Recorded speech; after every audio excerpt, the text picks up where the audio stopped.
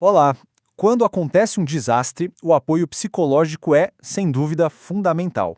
Mas fica uma pergunta no ar: como garantir que essa ajuda seja realmente eficaz se cada pessoa vive a tragédia de uma forma completamente única? É sobre isso que a gente vai conversar hoje, explorando um trabalho acadêmico muito importante que traz uma nova abordagem para essa questão: a psicologia dialógica.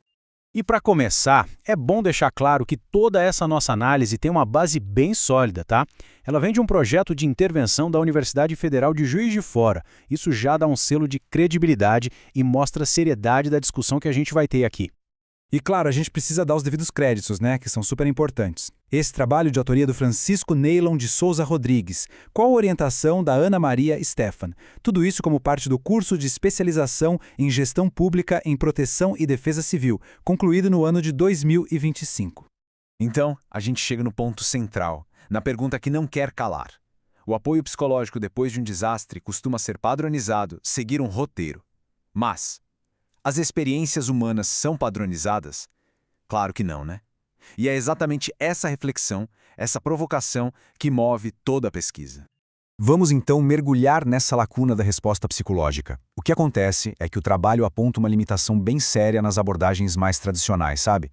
Elas costumam usar um modelo único de cuidado, um tamanho único, que na prática simplesmente não consegue abraçar toda a complexidade do sofrimento humano em situações de desastre. Ou seja, a rigidez desses protocolos acaba ignorando a experiência individual e tratando o sofrimento como se fosse tudo a mesma coisa, uma coisa só, genérica. E aí está, na essência, o problema que a pesquisa aponta. E isso não é só teoria, não. As consequências são bem reais. O estudo traz um exemplo muito marcante: o caso das enchentes no Rio Grande do Sul. Lá, a abordagem psicológica acabou se concentrando muito em modelos teóricos sobre o luto, em vez de promover uma escuta de verdade, um diálogo que permitisse à própria comunidade encontrar novos significados para as perdas que sofreram. Para ficar bem claro, vamos colocar lado a lado essas duas abordagens. De um lado, a gente tem a tradicional, que é toda baseada em protocolo, meio que reproduzindo soluções, com foco total no trauma. E do outro, a abordagem dialógica, que é humanizada, colaborativa e foca na resiliência. A diferença, como dá para ver, é gigantesca e fundamental. Ok, mas a pesquisa não fica só apontando o problema. Ela vai além e apresenta uma alternativa bem concreta: a psicologia dialógica. Um novo paradigma, uma nova forma de pensar o cuidado. Então tá, mas o que é, na prática, essa tal de psicologia dialógica? Bom, não é só sobre conversar, tá?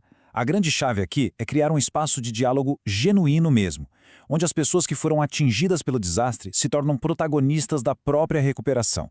É uma virada de chave, uma mudança real de foco e até de poder. E essa proposta toda tem um alicerce teórico bem forte: o pensamento complexo, de Edgar Morin. A ideia, no fundo, é bem direta. Um desastre ambiental nunca é só um evento isolado, um ponto fora da curva. Ele está sempre conectado a uma teia de fatores sociais, políticos, econômicos. E se o problema é complexo, a ajuda também precisa ser, né? Precisa ser integrada e olhar para o todo. Certo. E o que a pesquisa revelou afinal? Quais foram as descobertas? Vamos dar uma olhada nos resultados que essa nova perspectiva trouxe. Tudo com base numa revisão bem aprofundada da literatura científica. E quando se fala em revisão aprofundada, é porque foi mesmo. A metodologia foi bem rigorosa, analisando 12 trabalhos super importantes da área. Isso inclui manuais e referências técnicas de fontes de peso, como o Conselho Federal de Psicologia. Tudo para garantir que as conclusões fossem bem sólidas. E os resultados, olha, são bem concretos. Essa abordagem dialógica mostrou que leva a um aumento real da participação da comunidade. As redes de apoio social ficam mais fortes, ela promove a resiliência do grupo, a resiliência coletiva e tem mais, um ponto crucial: melhora a integração da própria psicologia na gestão pública, levando em conta a história, a cultura e os aspectos sociais de cada lugar. Diante de todas essas evidências, de todos esses resultados, fica uma pergunta no ar, né? Uma pergunta inevitável. Tá bom, e agora? Qual é o próximo passo? Como é que a gente prepara os futuros psicólogos para aplicar uma abordagem que parece ser tão promissora assim? E essa pergunta nos leva diretamente para as implicações e os caminhos futuros. O trabalho não para nas descobertas. Ele conclui com propostas bem claras de mudança.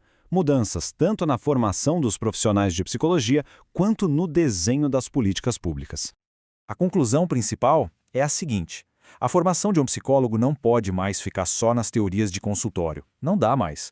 É fundamental, é urgente, integrar a teoria com a prática e principalmente com a complexidade social do mundo real. Só assim para a gente conseguir preparar profissionais que saibam atuar de forma crítica e colaborativa dentro da gestão pública.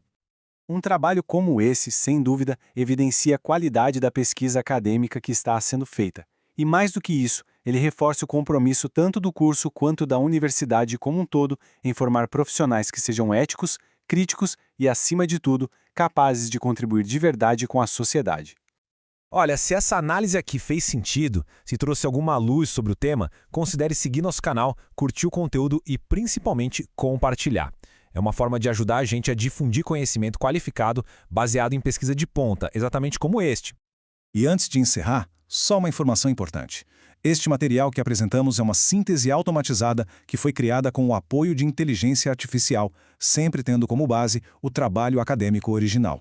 Muito obrigado pela atenção.